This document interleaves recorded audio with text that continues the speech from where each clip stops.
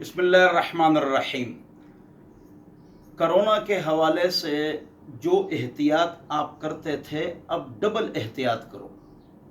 امراض اموات ڈبل ہو چکے ہیں۔ تمام دنیا کے شراب خانے بند ہیں، ایئرپورٹس بند ہیں، جی مسجدیں بند ہیں اور مراکز بند ہیں، تو بدگمانی مت کرو، پوری دنیا بند ہے۔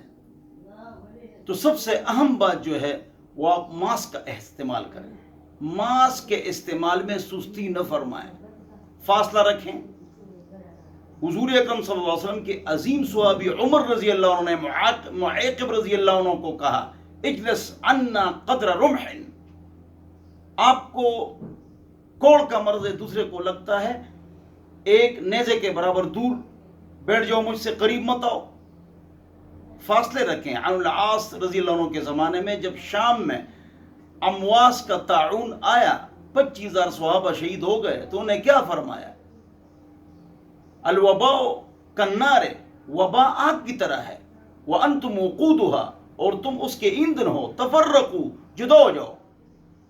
احتیاط کرو، مرض ہے، جھوٹ نہیں ہے، اس کا خیال کرو، اس میں سستی نہ فرماؤ۔